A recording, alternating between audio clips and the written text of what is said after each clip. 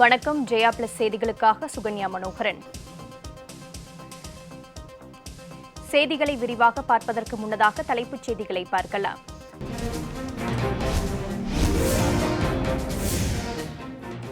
கூட்டுறவு வங்கிகளை ரிசர்வ் வங்கியின் கட்டுப்பாட்டுக்குள் கொண்டுவர தடையில்லை. இடைக்கால தடை விதிக்க மறுத்தது சென்னை உயர்நீதிமன்றம்.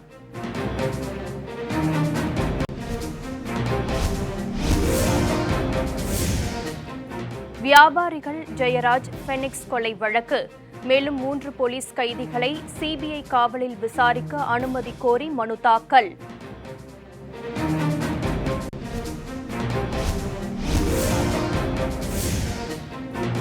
சென்னை ஸ்டான்லி அரசு மருத்துவமனையின் 3வது மாடியிலிருந்து குதித்து மருத்துவர் தற்கொலை.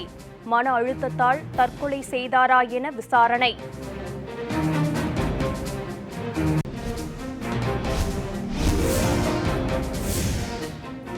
ஆடி அமாவாசையையொட்டி புனித நீராட தடை. வெறிச்சோடிய ராமேஸ்வரம் அக்னி தீர்த்த கடற்கரை மற்றும் திருச்சி அம்மா மண்டபம் காவிரி படித்துறை.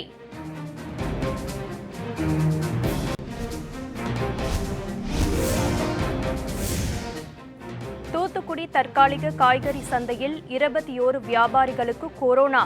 பொதுமக்கள் கலக்கம்.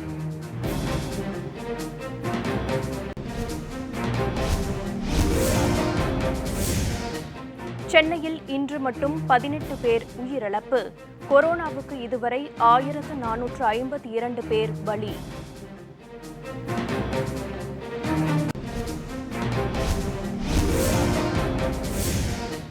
சென்னையில் அதிகபட்சமாக கோடம்பாக்கத்தில் 2119 பேருக்கு சிகிச்சை.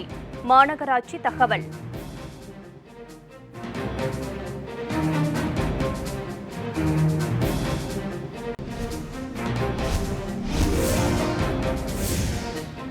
சர்வதேச அளவில் 1,46,00,000 பேருக்கு கொரோனா பெருந்தொற்று. 87 லட்சம் பேர் பாதிப்பிலிருந்து குணமடைந்தனர்.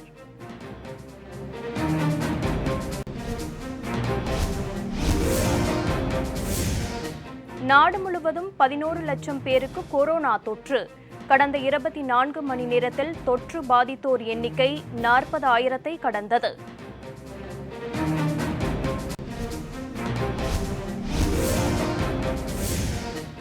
இந்தியாவில் கொரோனா ஊரடங்கால் 55% மக்கள் உணவின்றி பரிதவிப்பு. நாளொன்றுக்கு 2 வேளை மட்டுமே உணவு உண்பதாக ஆய்வில் தகவல்.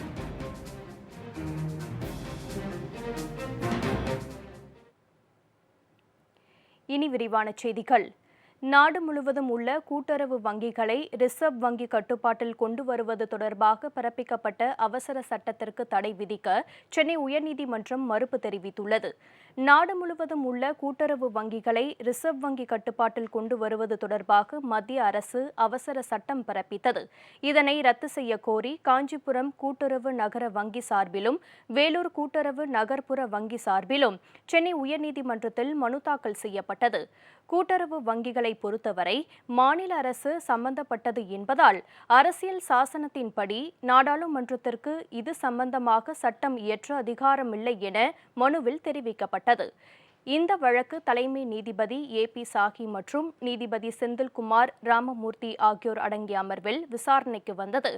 அப்போது கூட்டுறவு வங்கிகளை ரிசர்வ் வங்கி கட்டுப்பாட்டில் கொண்டு வருவது தொடர்பான மத்திய அரசின் அவசர சட்டத்திற்கு தடை விதிக்க மறுப்பு தெரிவித்த நீதிபதிகள் இந்த அவசர சட்டத்தால் உடனடி தாக்கம் ஏதும் இல்லாததால் இடைக்கால உத்தரவு ஏதும் பிறப்பிக்க தேவையில்லை என்றும் தெரிவித்தனர். கூட்டுறவு சங்கங்களின் உரிமைகளில் தலையிடுவதாக இருந்தால் மட்டுமே இடைக்கால உத்தரவு பிறப்பிக்க முடியும் என தெரிவித்த நீதிபதிகள் இம்மனுவுக்கு 4 வாரங்களில் பதிலளிக்க மத்திய அரசுக்கும் ரிசர்வ் வங்கிக்கும் உத்தரவிட்டுள்ளனர்.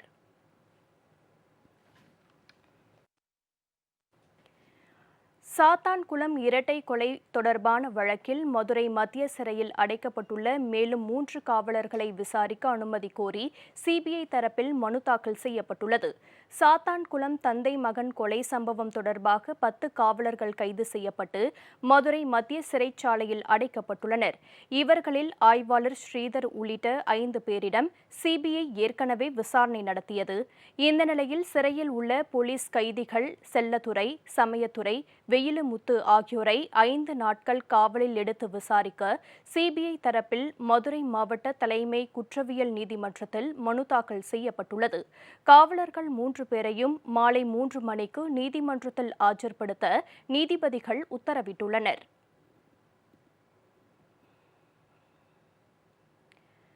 தூத்துக்குடி தற்காலிக காய்கனி சந்தையில் 21 வியாபாரிகளுக்கு கொரோனா தொற்று உறுதியானதை தொடர்ந்து கடைகள் உடனடியாக அப்புறப்படுத்தப்பட்டன. கொரோனா பரவலை தடுக்கும் விதமாக தூத்துக்குடி புதிய பேருந்து நிலையம் அருகே தற்காலிக காய்கனி சந்தை அமைக்கப்பட்டது. இங்கு 126 கடைகள் செயல்பட்டன. இங்குள்ள 21 வியாபாரிகள் மற்றும் கடை ஊழியர்களுக்கு கொரோனா தொற்று உறுதி செய்யப்பட்டுள்ளது. இதனையடுத்து கொரோனா பாதித்தவர்களின் கடைகள் உடனடியாக அப்புறப்படுத்தப்பட்டதுடன் அனைத்து கடை உரிமையாளர்களுக்கும் ஊழியர்களுக்கும் கொரோனா பரிசோதனை செய்ய திட்டமிடப்பட்டுள்ளது. 100 கடை இருக்குது. 100 கடைக்கும் டெஸ்ட் எடுத்ததில் 27 பேருக்கு கொரோனா இருக்குன்னு வந்திருக்கு. மீதி எல்லாத்துக்கும் இல்லைன்னு சொல்லியிருக்காங்க. நாங்கள்லாம் டெஸ்ட் எடுத்தோம், எங்களுக்கு இல்லைன்னு இருக்காங்க. அதனால் இருக்கிற கடையெல்லாம் அடைச்சிருக்காங்க. இன்னும் 1, 2 எடுக்காதவங்க விடுபட்டவங்களும் நாளைக்கு எடுக்கணும்னு சொல்லியிருக்காங்க.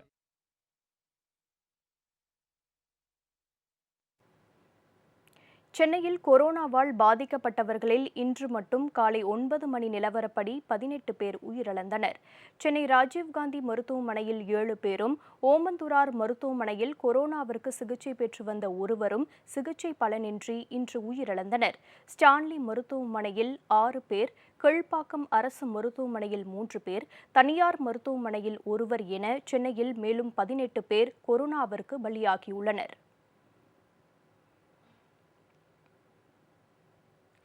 சென்னையில் கொரோனாவால் பாதிக்கப்பட்டவர்களில் அதிகபட்சமாக கோடம்பாக்கத்தில் 2119 பேர் மருத்துவமனைகளில் சிகிச்சை பெற்று வருவதாக மாநகராட்சி தெரிவித்துள்ளது. சென்னையில் கொரோனா வைரஸால் பாதிக்கப்படுவோரின் எண்ணிக்கை குறைந்து வருவதாக கூறப்படுகிறது. மாநகராட்சி இன்று வெளியிட்டுள்ள தகவலின்படி 85,859 பேருக்கு கொரோனா தொற்று உறுதி செய்யப்பட்டுள்ளது. மருத்துவமனைகளில் 15,042 பேர் சிகிச்சை பெற்று வருவதாகவும் 69,382 பேர் சிகிச்சை முடிந்து வீடு திரும்பியுள்ளதாகவும் 1,434 நபர்கள் உயிரிழந்துள்ளதாகவும் தெரிவிக்கப்பட்டுள்ளது. சென்னையில் மொத்தம் உள்ள 15 மண்டலங்களில் அதிகபட்சமாக கோடம்பாக்கம் மண்டலத்தில் 2,119 பேர் கொரோனாவுக்கு சிகிச்சை பெற்று வருகின்றனர். அண்ணாநகர் மண்டலத்தில் 1,586 பேருக்கும், தேனாம்பேட்டையில் 1,316 பேருக்கும் சிகிச்சை அளிக்கப்பட்டு வருகிறது. அடையாறில் 1,085 பேரும், ராயபுரத்தில் 1,033 பேரும், திருவிக நகரில் 1,009 பேரும் சிகிச்சை பெறுகின்றனர். அம்பத்தூரில் 905 பேருக்கும், தண்டையார்பேட்டை மண்டலத்தில் 807 பேருக்கும், வலசரவாக்கத்தில் 723 பேருக்கும், திருவொற்றியூரில் 545 பேருக்கும் சிகிச்சை அளிக்கப்பட்டு வருகிறது. ஆலந்தூரில் 537 பேரும், மாதவரம் மற்றும் சோழிங்கநல்லூரில் தலா 389 பேரும், பெருங்குடியில் 355 பேரும், மணலியில் 255 பேரும் கொரோனா பாதிப்பிலிருந்து மீள சிகிச்சை பெற்று வருகின்றனர்.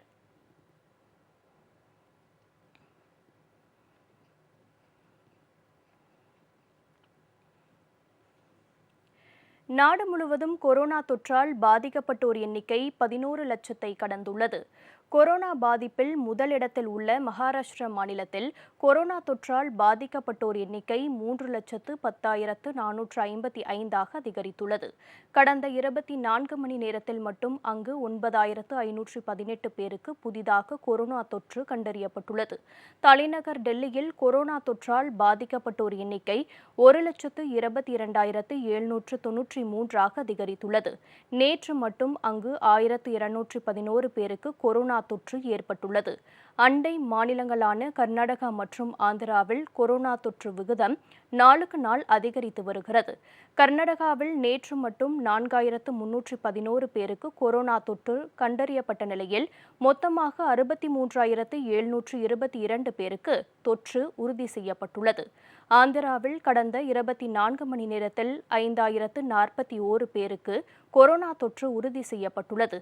அங்கு மொத்தமாக 49,650 பேருக்கு கொரோனா தொற்று உறுதி செய்யப்பட்டுள்ளது. கொரோனா பாதிப்பில் 2ஆம் இடத்தில் தமிழகத்தில் கூட இதுவரை ஒரே நாளில் 5,000 பேருக்கு கொரோனா தொற்று கண்டறியப்படவில்லை.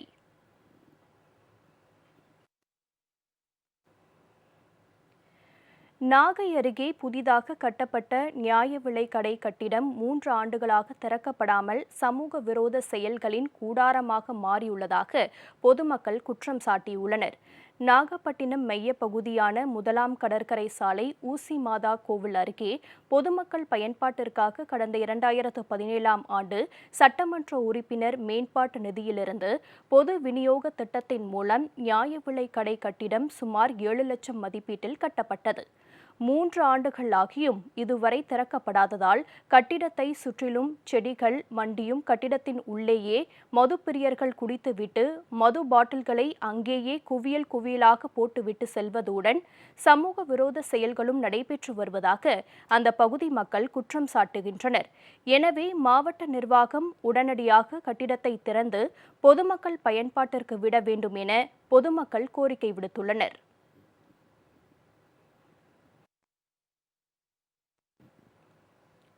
விரிவாக்க திட்டங்களுக்கு தேவையான 5000 கோடி ரூபாய் பங்கு மூலதனத்தை திரட்ட திட்டமிட்டுள்ளதாக கனரா வங்கி தெரிவித்துள்ளது. பொதுத்துறை வங்கியான கனரா வங்கி வெளியிட்டுள்ள செய்திக்குறிப்பில், நடப்பு நிதியாண்டில் விரிவாக்க திட்டங்களை மேற்கொள்ளவும் வங்கியின் மூலதனத்தை வலுப்படுத்திக் கொள்ளவும் 5000 கோடி ரூபாய் பங்கு மூலதனத்தை திரட்டவும் திட்டமிடப்பட்டுள்ளதாக தெரிவிக்கப்பட்டுள்ளது. இதற்கான அனுமதி அடுத்த மாதம் நடைபெறவுள்ள வங்கியின் ஆண்டு பொதுக்குழு கூட்டத்தில் பங்குதாரர்களிடமிருந்து பெறப்படும் எனவும் கூறப்பட்டுள்ளது. கனரா வங்கியுடனான சிண்டிகேட் வங்கி இணைப்பு நடப்பாண்டு ஏப்ரல் 1ஆம் தேதியிலிருந்து நடைமுறைக்கு வந்துள்ளது. இதனையடுத்து அதன் பங்கு மூலதனம் தற்போது 1030 கோடியாக உள்ளதாகவும் 2020 மார்ச் 31 நிலவரப்படி மூலதனம் செயல்திறன் விகிதம் 13.65% இருப்பதாக குறிப்பிடப்பட்டுள்ளது.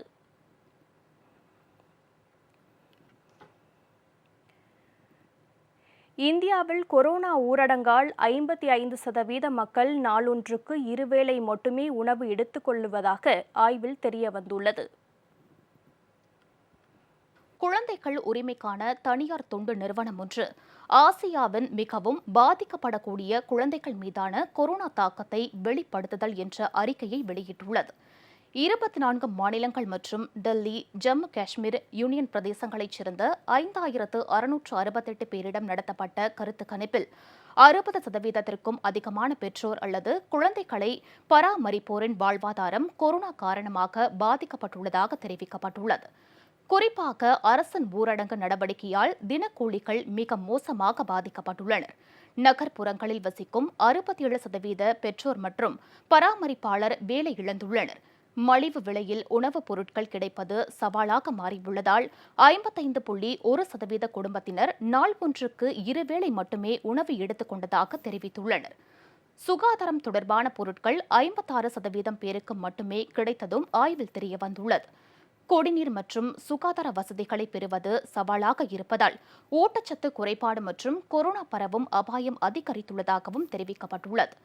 வருமான இழப்பு, பள்ளிகள் மூடல், குழந்தைகளின் நடத்தை மாற்றம் மற்றும் தனிமைப்படுத்துதல் நடவடிக்கைகளால் குடும்பங்களுக்கு ஏற்படும் மன அழுத்தம் குழந்தைகளுக்கு உடல் மற்றும் மன ரீதியாக பாதிப்பு ஏற்படுத்தியுள்ளதாகவும் தற்போதைய சூழல் 40% குழந்தைகளுக்கு மன அழுத்தத்தை ஏற்படுத்தி இருப்பதாகவும் ஆய்வறிக்கையில் தெரிவிக்கப்பட்டுள்ளது.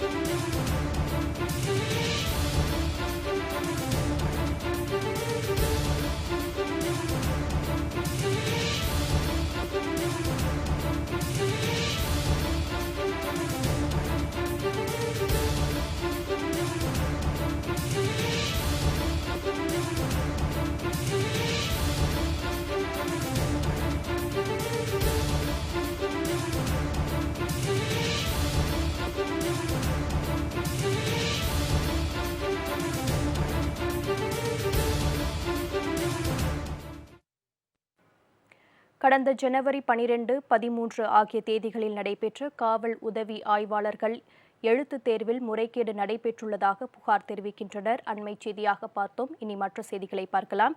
இனி வரும் நிகழ்வுகள் சிலவற்றை வேகச் செய்திகளாக பார்க்கலாம். ஒடிசாவின் பல்சோரி மாவட்டத்தில் அரிய வகை மஞ்சள் நிற ஆமை கண்டுபிடிக்கப்பட்டுள்ளது.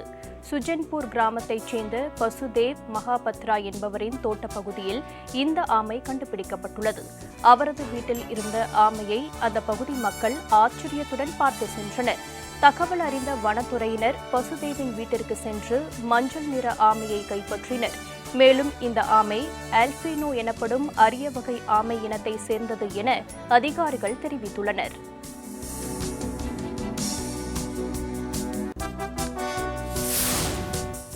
கிருஷ்ணகிரி மாவட்டம் தேன்கனிக்கோட்டை வனப்பகுதியில் ஆண் யானையை கொன்று அதன் தந்தத்தை மர்ம நபர்கள் திருடி சென்றுள்ளனர். பிள்ளிக்கல் வனப்பகுதியில் ஆண் யானை ஒன்று இறந்து கிடப்பதாக கிடைத்த தகவலை அடுத்து சம்பவ இடத்திற்கு சென்று உடலை கைப்பற்றிய வனத்துறையினர் உயிரிழந்த யானை 20 வயது மதிக்கத்தக்கது என தெரியவந்துள்ளது. இதுகுறித்து வழக்கு பதிவு செய்துள்ள வனத்துறையினர் தந்தம் கடத்திய மர்ம நபர்களை தேடி வருகின்றனர்.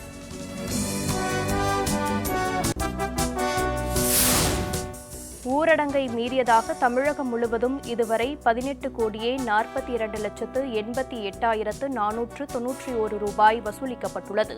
ஊரடங்கு உத்தரவு அமலுக்கு வந்த 118 நாட்களில் தடையை மீறியதாக இதுவரை 8,78,722 பேரை போலீசார் கைது செய்து ஜாமீனில் விடுவித்துள்ளனர்.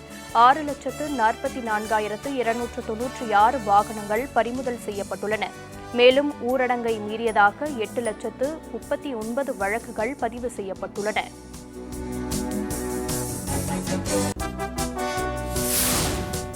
கன்னியாகுமரி மாவட்டத்தில் கடந்த 24 மணி நேரத்தில் பெண் தலைமை காவலர், போலீஸ் உட்பட 110 பேருக்கு கொரோனா வைரஸ் தொற்று உறுதி செய்யப்பட்டுள்ளது. மொத்தமாக பாதிக்கப்பட்டோரின் எண்ணிக்கை 2,449 உள்ளது.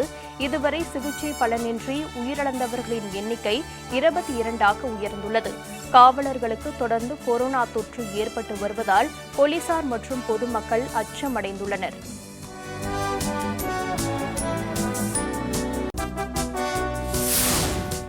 சென்னை ஸ்டான்லி அரசு மருத்துவமனையில் பணியாற்றி வந்த பயிற்சி மருத்துவர் தற்கொலை செய்து கொண்டது அதிர்ச்சியை ஏற்படுத்தியுள்ளது. உடுமலைப்பேட்டையைச் சேர்ந்த கண்ணன் என்ற மருத்துவர் 3வது மாடியில் உள்ள குழந்தைகள் பிரிவில் இருந்து கீழே குதித்து தற்கொலை செய்து கொண்டார். இரத்த வெள்ளத்தில் மிதந்த அவரை மீட்டு அவசர சிகிச்சை பிரிவில் சேர்த்த நிலையில் 5 மணி நேர சிகிச்சை பலனின்றி கண்ணன் உயிரிழந்தார். அவரது தற்கொலைக்கான காரணம் குறித்து காவல்துறையினர் விசாரணை மேற்கொண்டு வருகின்றனர்.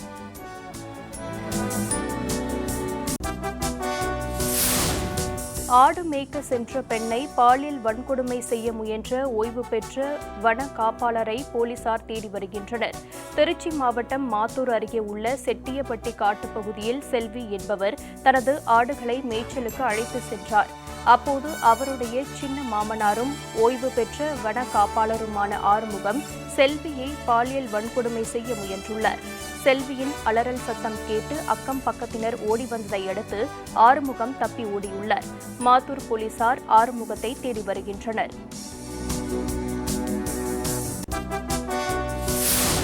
மயிலாடுதுறை அரசு மருத்துவருக்கு கொரோனா தொற்று உறுதி செய்யப்பட்டதை அடுத்து மருத்துவமனையில் உள்ள ஸ்கேன் மையத்திற்கு சீல் வைக்கப்பட்டது. மயிலாடுதுறை அரசு மருத்துவமனையில் கொரோனா தொற்று சிகிச்சை மையம் செயல்பட்டு வருகிறது. இங்கு தற்போது 76 கொரோனா நோயாளிகள் சிகிச்சையில் உள்ளனர். இந்த நிலையில் மருத்துவமனையின் அறுவை சிகிச்சை பிரிவு மருத்துவரும் ஸ்கேன் மைய பொறுப்பாளருமான பெண் மருத்துவர் ஒருவருக்கு கொரோனா தொற்று உறுதி செய்யப்பட்டது. இதனைத் தொடர்ந்து அவர் பணியாற்றிய ஸ்கேன் மையத்தை கிருமி நாசினி தெளித்து மருத்துவர்கள் பூட்டி சீல் வைத்தனர்.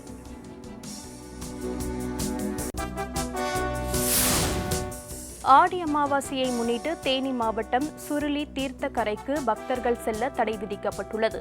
இந்த நிலையில் தடையை மீறி வருபவர்களை தடுக்கும் வகையில் சுருளிப்பட்டு, கருணாக்கமுத்தன்பட்டி விளக்கு, ஈஸ்வரன் கோயில் சந்திப்பு, சுருளி உள்ளிட்ட பல்வேறு பகுதிகளில் காவல்துறையினர் குவிக்கப்பட்டுள்ளனர். மேலும் உள்ளூர் வாசிகள் அத்தியாவசிய தேவைகளுக்கு சென்று வர இன்று ஒரு நாள் மட்டும் ஆதார் அட்டையை காண்பிக்கும்படி காவல்துறையினர் அறிவுறுத்தப்பட்டுள்ளது.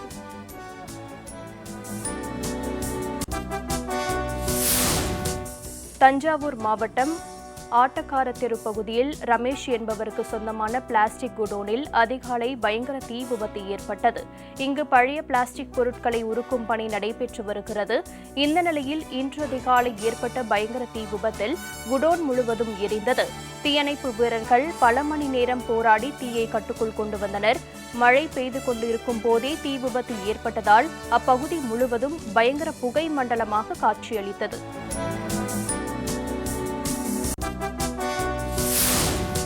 சென்னையை அடுத்த ஆவடி அருகே பெற்ற மகளையும் இரண்டாவது மனைவியின் 13 வயது மகளையும் பாலியல் வன்கொடுமை செய்த முரளி என்பவரை போக்சோ சட்டத்தின் கீழ் போலீசார் கைது செய்து சிறையில் அடைத்தனர். ஆவடி அடுத்த திருநின்றவூர் நத்தமேடு பகுதியைச் சேர்ந்த முரளி என்பவர் அப்பகுதியில் இறைச்சி கடை ஒன்றை நடத்தி வருகிறார்.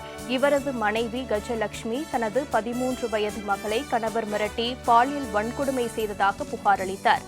இதனையடுத்து நடத்தப்பட்ட விசாரணையில் அவர் தனது முதல் மனைவியின் மகளிடம் பாலியல் துன்புறுத்தலில் ஈடுபட்டது தெரியவந்தது.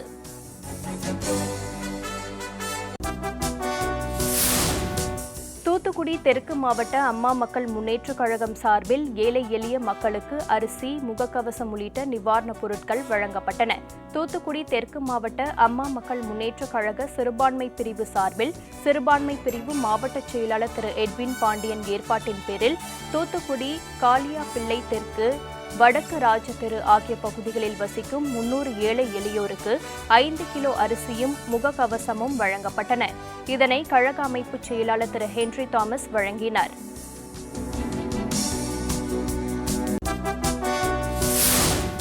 திருப்பூர் மாவட்டம் தாராபுரம் அடுத்த கோவில்பாளையம் கிராமத்தில் வசிக்கும் விவசாயி சீனியப்பன் என்பவரது தோட்டத்தில் புகுந்த வெறி நாய்கள் கடித்து 15 செம்மறி ஆடுகள் உயிரிழந்தன. 1 லட்சம் ரூபாய் மதிப்புள்ள ஆடுகள் பலியானதால் அரசு இழப்பீடு வழங்க வேண்டும் என சீனியப்பன் கோரிக்கை விடுத்துள்ளார். மேலும் ஆண்டுதோறும் ஆடுகளை கொன்று குவிக்கும் வெறி நாய்களை பிடிக்க அல்லது உயிர் இழப்பை சந்திக்கும் கால்நடைகளுக்கு அரசு நஷ்டஈடு வழங்க வேண்டும் என விவசாயிகள் வேதனையுடன் தெரிவிக்கின்றனர்.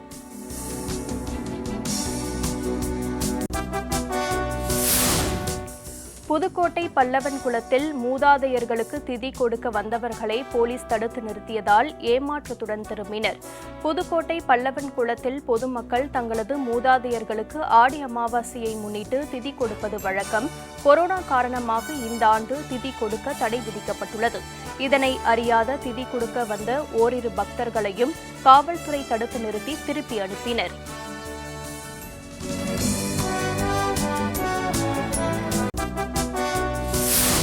ஸ்ரீவில்லிபுத்தூர் அருகே உள்ள சதுரகிரி சுந்தர மகாலிங்கம் கோயிலில் ஆடி அமாவாசை திருவிழா ரத்து செய்யப்பட்டதால் கோயிலுக்கு வந்த பக்தர்கள் திருப்பி அனுப்பப்பட்டனர்.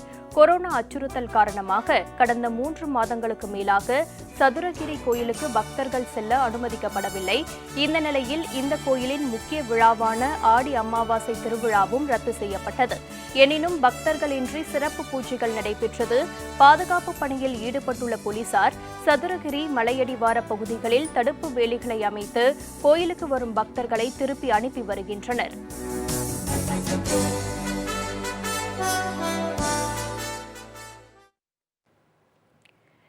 நெல்லை மாவட்டம் ஸ்ரீவைகுண்டம் அருகே விசாரணை என்ற பெயரில் காவல்துறையினர் அத்துமீறி நடந்து கொண்டதால் தாயும் மகளும் விஷமருந்தி தற்கொலைக்கு முயன்ற சம்பவம் அதிர்ச்சியை ஏற்படுத்தியுள்ளது. முத்தாளங்குறிச்சியைச் சேர்ந்த சங்கர் அம்மாளுக்கும் அதே பகுதியை மற்றொரு தரப்பினருக்கும் ஆடு மேய்ப்பது தொடர்பாக தகராறு ஏற்பட்டதாக கூறப்படுகிறது. இது தொடர்பாக சங்கர் அம்மாளை விசாரிப்பதற்காக அதிகாலையிலேயே அவரது வீட்டிற்கு சென்றுள்ள காவல்துறையினர் சங்கரம்மாளிடமும் அவரது மகளான 17 வயது சிறுமியிடமும் அத்துமீறி நடந்து கொண்டதாக கூறப்படுகிறது. இதனால் மனமுடைந்த இருவரும் விஷம் மருந்தி தற்கொலைக்கு முயன்றுள்ளனர். ஆபத்தான நிலையில் இருவரும் பாளையங்கோட்டை அரசு மருத்துவமனையில் சிகிச்சைக்காக அனுமதிக்கப்பட்டுள்ளனர். விசாரணை என்ற பெயரில் அத்துமீறிய காவல்துறையினர் மீது வழக்கு பதிவு செய்ய வேண்டும் என சங்கரம்மாளின் உறவினர்கள் பாளையங்கோட்டை அரசு மருத்துவமனையில் போராட்டத்தில் ஈடுபட்டனர். அத்துமீறல் நடக்க கையை பிடிச்சி இழுத்து கேஸ் போடுறதுன்னு சொல்ல போய் தான் என் அம்மா, என் வீட்டம்மாவும், என் மகளும் மருந்து குடிச்சிட்டாங்க. உயிருக்கு ஏதாவது ஒன்றுனா இந்த போலீஸ் தான் உத்தரவாதம். அப்போ போலீஸ் சின்ன பிரச்சனையை ஊதி ஊதி பெருசாக்குது. ஒரு ஆட்டை கடிக்காமல் நாங்கள் அங்கே போய் ஏதாவது பிரச்சனை பண்ணோமா? 12 ஆட்டை இது வரைக்கும் கடிச்சிருக்கு. அப்போ என் பொண்டாட்டி கொண்டு ஆட்டை தூக்கி போட்டுருக்காது, போலீஸ் தூக்கி கொண்டு எங்கள் வீட்டில் போட்டுட்டு மேல் கொண்டு என் மனைவி மேலே கேஸு, எல்லாரும் மேலேயும் கேஸ் போட்டா இது எந்த விதத்தில் நியாயம்? 2 பக்கமும் கூப்பிட்டு இந்த போலீஸ் விசாரிச்சுலாம் பண்ணணும். சும்மா போய் ஒரு வீட்டிலே சண்டை போட்டிருக்கு. என் மனைவிக்கு ஒன்றுனா அடுத்து நானும் சேசலாம் நாடுக்கு நின்றுவேன். அது ஆட்டுக்குட்டி வந்து எங்களை குளத்துல மேய்ஞ்சிக்கிட்டு இருந்துச்சு. அதை வந்து நாங்கள் அவங்க நாய் வந்து அந்த கொனேஸ்வரி நாய் வந்து கடிச்சிருந்துச்சு. இந்த பையங்க வீட்டில் போய் இந்த அம்மா வந்து வீட்டில் வந்து சொல்லியிருக்கு. சொன்னோன்னே அந்த பையன் வார்த்தை வித்தியாசமாக பேசி ஒருத்தருக்கு தகராறு வந்துட்டு ஸ்டேஷன்லேருந்து போலீஸ்காரங்க வந்து பிள்ளைங்களை மேலே கேசப்பட்டாங்க. அப்போ நாங்கள் காலையில் வந்து கூட்டி கொண்டு ஒப்படைக்கணும்னு சொல்லியிருந்தோம். விடிய காலத்தில் 5 மணி அளவில் வந்து சந்திராலையும் அவன் மகளையும் போலீஸ்காரங்களும் இன்ஸ்பெக்டரு அம்மாவும் அந்த போலீஸ்காரங்களும் சேர்ந்து கையை பிடிச்சி கரகரன்னு இழுத்துருக்காங்க. இவங்க வரமாட்டேன்னு சொல்லியிருக்காங்க. வரமாட்டேன்னு சொன்னால் மானப்பட்டு மருந்து குடிச்சா சார் 2 உயிருக்கு எங்களுக்கு பொறுப்பு வேணும். பிள்ளைய வந்து காலையில் கையை பிடிச்சி இழுத்து வண்டியில் மல்லு கட்டாயமாக இழுத்தாங்க. அதுக்கு வந்து இழுத்தும் போது அப்போ நாங்கள் வேண்டாம், நாங்கள் எல்லா நடவடிக்கையும் எடுத்தாச்சு, காலையில் டிஎஸ்பி நைட்டு பேசியிருக்கோம், காலையில் வாங்கன்னு சொன்னாங்க. சரின்னு சொல்லி நைட்டு பேசிட்டு வந்துட்டோம். விடிய காலம் வந்து கையை பிடிச்சி இழுத்து சமைச்ச பிள்ளைய வண்டியில் ஏறுன்னு சொன்னோடனே மானம் தாங்க முடியாமல் தாய் மகளும் சேர்ந்து மருந்து அடிச்சிட்டாங்க வல்லு கட்டாயமாக. அவங்க பண்ணினோடனே இவங்க அடிச்சிட்டாங்க. அது பிள்ளைய சரியில்லைன்னு சொன்னோன்னே இப்போ 2வது வந்து இவங்க வந்து நீங்கள் ஏன் கேஸ் கொடுத்தீங்க, எங்களை மிரட்டு தாங்க ஊரில் வந்து பைக்கு இருக்குது 50 பேரும் தூக்கிட்டு போகிறாங்க. ஊரில் ஒரு ஆள் நடமாட முடியல. பையங்க மேலே கேஸ் இல்லாமல் இருக்கணும். அந்த பைக்கு பிடிங்கிருக்காங்க, அந்த பைக்கெல்லாம் திருப்பி கொடுக்கணும். 2 உயிருக்கு ஆபத்து இருக்குது, அதை நீக்கி தரணும் எங்களுக்கு. அதுக்கு பொதுவான நடவடிக்கை ஏதோ அதை சீக்கிரம் பெரியவங்கள்லாம் வந்து பேசணும். ஆடி அமாவாசையையொட்டி புனித நீராட தடை விதிக்கப்பட்டுள்ளதால் ராமேஸ்வரம் அக்னி தீர்த்த கடற்கரை வெறிச்சோடியது. திருச்சியில் அம்மா மண்டபம் காவிரி படுத்துறை மூடப்பட்டதால் முன்னோர்களுக்கு தர்ப்பணம் செய்ய முடியாமல் பக்தர்கள் ஏமாற்றத்திற்கு உள்ளாகினர். ஆடி அமாவாசை இன்று கடைபிடிக்கப்படும் நிலையில் கொரோனா ஊரடங்கால் ராமேஸ்வரம் அக்னி தீர்த்த கடலில் புனித நீராடவும் தர்ப்பணம் கொடுக்கவும் மாவட்ட நிர்வாகம் தடை விதித்துள்ளது. இதனால் பாம்பன் பாலத்தின் நுழைவாயிலிலும் ராமேஸ்வரத்தின் முக்கிய நகர் பகுதிகளிலும் தடுப்பு வேலிகள் அமைக்கப்பட்டு போலீசார் பாதுகாப்பு பணியில் ஈடுபட்டு வருகின்றனர். குறிப்பாக அக்னி தீர்த்த கடல் பகுதியில் ஏராளமான போலீசார் கண்காணிப்பு பணியில் ஈடுபடுத்தப்பட்டு வருகின்றனர். இதனால் ராமேஸ்வரம் வெறிச்சோடி காணப்படுகிறது. ஃபுல்லாகவே வந்து 15 செக் போஸ்ட் ராமேஸ்வரத்தில் போட்டிருக்கோம். கடற்கரை, இது அக்னி தீர்த்த கடற்கரை, தனுஷ்கோடி எல்லா இடத்துலையுமே வந்து யாருமே வந்து திதி தர்ப்பணம் கொடுக்கக்கூடாதுன்னு சொல்லி அனௌன்ஸ் பண்ணியிருக்கோம். போர்டு எல்லாமே வச்சுருக்கோம். அதை மீறி வந்து ஏதாவது உள்ளூர் மக்கள் வந்து வந்துட்டுருக்காங்க. அவங்களையுமே வந்து கனிவாக சொல்லி எந்த ஹராஸ்மெண்ட் எதுவும் இல்லாமல் திருப்பி அனுப்பிட்டு இருக்கோம். லட்சக்கணக்கான பக்தர்கள் வந்து ராமேஸ்வரம் வந்து கடலில் புனித நீராடி 22 தீர்த்தம் கோயிலில் வந்து தீர்த்தம் குளிப்பாங்க. இன்று வந்து கொரோனா வைரஸின் காரணமாக தீர்த்தமாடுவதற்கு வந்து ராமேஸ்வரத்துக்கு வந்து யாரும் வரக்கூடாதுன்னு சொல்லி, பக்தர்கள் வரக்கூடாதுன்னு சொல்லி காவல்துறை மாவட்ட நிர்வாகம் வந்து நடவடிக்கை எடுத்ததின் அடிப்படையில் இன்றைக்கி ராமேஸ்வரத்தில் வந்து யாருமே எந்த பக்தர்களும் வரல. உள்ளூர் மக்களையும் வந்து யாரையும் அலோவ் பண்ணலை. இதேபோல் திருச்சியில் புனித நீராடவும் தர்ப்பணம் கொடுத்து வழிபடவும் மாநகராட்சி நிர்வாகம் தடை விதித்திருப்பதால் அம்மா மண்டபம் படித்துறை மூடப்பட்டது. மேலும் பொதுமக்கள் நுழைவதை தடுக்க அங்கு தடுப்பு வேலிகள் அமைக்கப்பட்டு போலீஸ் பாதுகாப்பு போடப்பட்டுள்ளது. எனினும் திருச்சி ஓடத்துறை காவிரி ஆற்றில் ஊரடங்கையும் மீறி பொதுமக்கள் புனித நீராடி வழிபட்டனர். அப்பா, தாத்தா, பாட்டி, அம்மா எல்லாத்துக்கும் திதி கொடுக்கறதுக்காக வந்தோம். கொரோனான்றதுனால எதுவுமே செய்ய முடியாமல் சாமியை கும்பிட்டுட்டு பிள்ளையார் கோயிலில் சூடம் கொளுத்தி வச்சுட்டு போயிட்டு இருக்கோம். ஆடி அமாவாசை முன்னிட்டு பெரியவங்களுக்கு எப்போவும் தர்ப்பணம் வந்து ஐயரை வச்சு கொடுப்போம். இந்த கோடானால இந்த வருஷம் வந்து கொடுக்க முடியல. இங்கே எப்போ அம்மா மண்டபம் மூடி கிடக்கு. இங்கே வந்து வயமுறிச்சி காட்டில் வந்து ஏதோ வந்து சாமி கும்பிட்டுட்டு போகிறோம். பிள்ளையாருக்கு வந்து விளக்கு போட்டு குளிச்சுட்டு தர்ப்பணம் பண்ணிட்டு போகிறோம். ஈரோடு பவானி கூடுதுறையில் புனித நீராட தடை விதிக்கப்பட்டுள்ளதால் அங்கு வந்த பக்தர்கள் தலையில் தண்ணீர் தெளித்துக் கொண்டு ஏமாற்றத்துடன் திரும்பி சென்றனர். சிலர் தங்களது வீடுகளிலேயே புரோகிதர்களை வரவழைத்து தர்ப்பணம் கொடுத்தனர். எப்பயும் பவானி வருஷம் இந்த டைமில் வந்து இங்கே தர்ப்பணம் கொடுத்துட்டு போவோம், பின்தம் கொடுத்து பண்ணுவோம். இந்த டைம் வந்து முடியாதுன்னு சொன்னதுனால நாங்கள் வந்து சாமி கும்பிட்டு ரிட்டர்ன் போகிற ஒரு சூழ்நிலை வந்திருக்குங்கண்ணா. கூட்டம் வந்து ஃபஸ்ட்டு பயங்கரமாக இருக்கும், காலடி வைக்க முடியாத அளவுக்கு இருக்கும். இப்போ யாருமே இல்லாமல் வெறிச்சோடி இருக்குது. நாங்கள் சாமி கும்பிட்டு நாங்கள் வீட்டுக்கே போகலான்ட்டு இருக்கிறோம். சங்கமேஸ்வரர் ஆலயத்துக்கு போன வருஷம் திதி கொடுக்கறதுக்காக வந்தோம். போன வருஷம் நல்ல கூட்டம் அதிகமாகவே இருந்தது. இந்த வருஷம் இந்த கொரோனா வைரஸ்னால மக்கள் கூட்டம் அதிகமாக இல்லாதனால இந்த தரிசனம் வந்து ரத்து பண்ணிட்டாங்க. அதனால் இந்த வருஷம் நாங்கள் கூடுதல் பவானியில் புனித நீராடிட்டு சங்கமேஸ்வரர் ஆலயத்தில் தரிசனம் சாமி கும்பிட்டுட்டு வீட்டுக்கு போயிடலான்ட்டு முடிவு பண்ணியிருக்கோங்க. நாகை மாவட்டம் வேதாரண்யம் மற்றும் கோடியக்கரை கடற்பகுதி மாவட்ட நிர்வாகத்தின் தடை காரணமாக மக்கள் நடமாட்டம் இன்றி வெறிச்சோடி காணப்பட்டது. எனினும் ஒரு சிலர் தடையை மீறி கடலில் குளித்தனர்.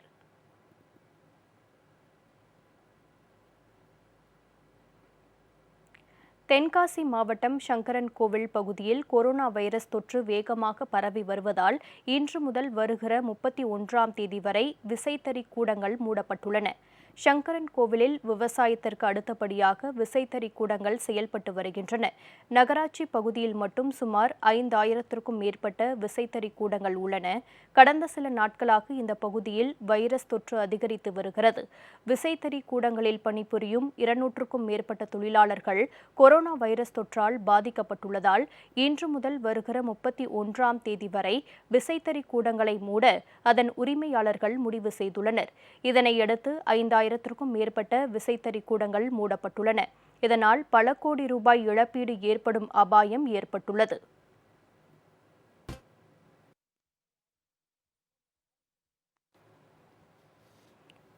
செய்திகள் நிறைவடைந்தன. அடுத்தடுத்த நிகழ்வுகளுக்கு தொடர்ந்து இணைந்திருங்கள் ஜெயா பிளஸ் தொலைக்காட்சியுடன்.